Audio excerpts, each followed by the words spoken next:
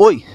Então, dessa vez eu vim aqui ler esse artigo nomeado A Produção Técnica da Superfluidade. Esse artigo foi escrito por Janos Biro Marx Leite.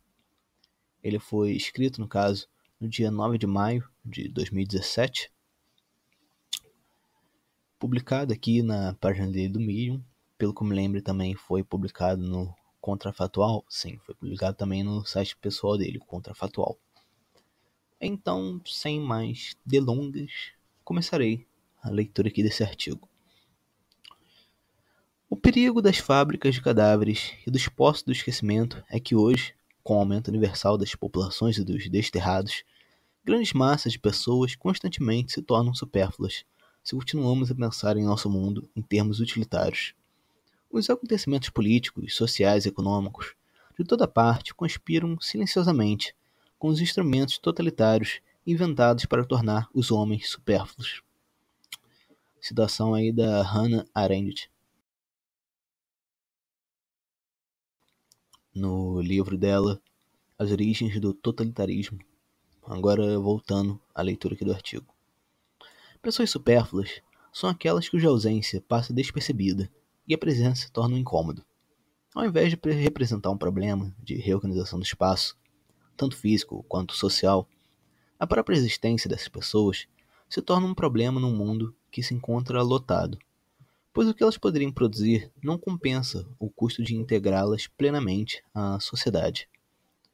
Pessoas sem lugar no mundo são uma das consequências sociais da deterioração da comunidade.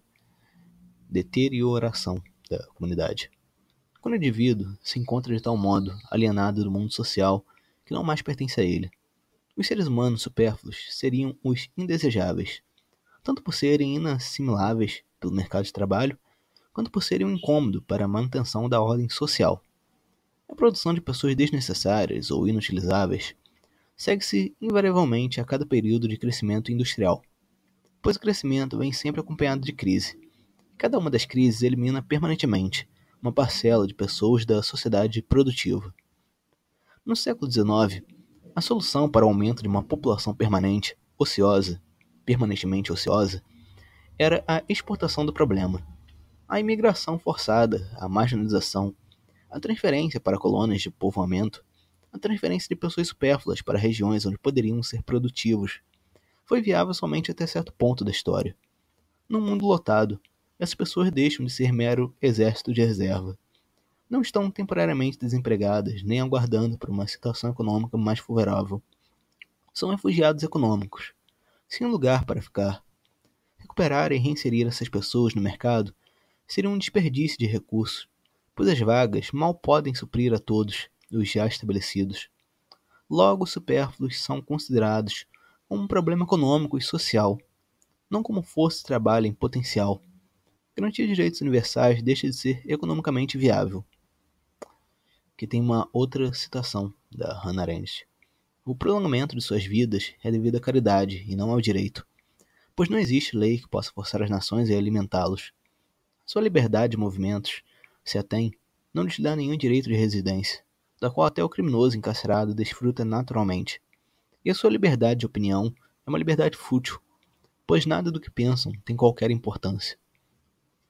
A própria existência dessas pessoas é criminalizada, pois recebem um tratamento punitivo, independente do que façam, pelo simples fato de ser quem são. A superfluidade é afirmada com o encarceramento em massa, genocídio e marginalização de populações. O que pode parecer sem sentido aos nossos olhos, que pessoas sejam consideradas inúteis e sem valor, que o mundo seria melhor sem a presença dessas pessoas, que seria melhor se elas simplesmente desaparecessem, é uma conclusão lógica de um cálculo utilitário. A sociedade industrial valorizou a vida humana enquanto mão de obra. Com o avanço tecnológico, porém, as pessoas tendem a se tornar efetivamente e definitivamente desnecessárias. O discurso de ódio, a repressão, a opressão sistêmica e a eliminação por qualquer meio ganham assim um novo sentido político. Não mais o de afastar e controlar os indesejados, forçando a obediência, mas o de eliminá-los permanentemente. O crescimento populacional, a industrialização, a urbanização, a concentração da população em grandes centros, a inviabilização da vida no campo, a marginalização de populações em favelas, o latifúndio, a especulação imobiliária, são todos fatores para a superfluidade humana. A economia de massas cria as condições para a superfluidade, e a política de massas é o único meio para lidar com o refluxo da economia. A perda do valor da vida humana não pode ser evitada nesse processo. Ela é um efeito do desenvolvimento técnico e econômico, uma vez que a superfluidade se segue necessariamente da perda de responsabilidade social ou partilhada.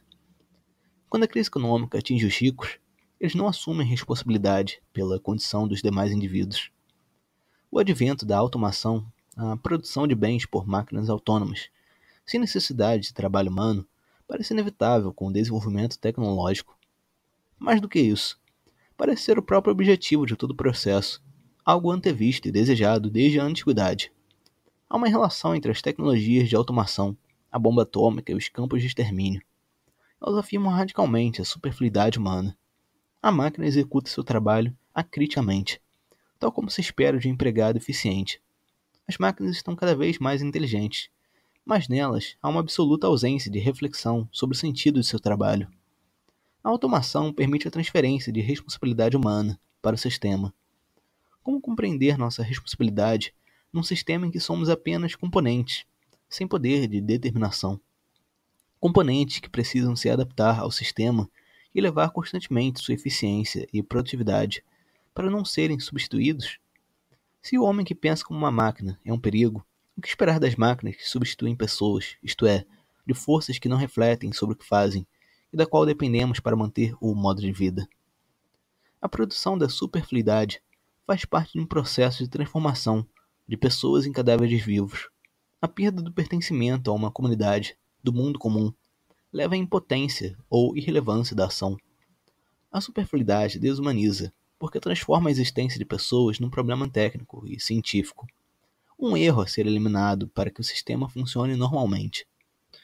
O desenraizamento, às vezes, é confundido com um retorno ao nomadismo, ao lúdico, ao estético, como uma crítica ao capitalismo de consumo e até ao individualismo, pois o que restava de comunidade está ligado à tradição, que hoje se manifesta como intolerância e diversidade. Desligar-se dessa comunidade significa desligar-se da tradição, da razão, da natureza, do trabalho, do sacrifício, da verdade e do acúmulo de bens e de poder. Esse indivíduo livre das opressões da vida comum, encontra nas grandes metrópoles a possibilidade de fazer o que quiser, sem ter que responder a ninguém, contanto que pague suas contas. A multidão substitui a comunidade tradicional. Nela podemos escolher os benefícios do processo de acúmulo de riqueza, sem assumir responsabilidade real pelos que foram, são e serão massacrados por esse mesmo processo. Resta apenas a caridade, que mantém a estrutura de poder. Como poderíamos assumir responsabilidade pelo processo de acúmulo primário de capital, se a escravidão, a destruição de povos nativos, a submissão das mulheres e a extinção em massa sem precedentes são partes intrínsecas deste processo? Como assumir responsabilidade por tamanho sofrimento sugerindo apenas uma reorganização da sociedade de massas, confiando que o mesmo processo era produzir condições de massa, condições de vida igualitárias? As consequências deletérias da sociedade de acúmulo e concentração de poder superam qualquer benefício atual ou potencial que esta possa produzir.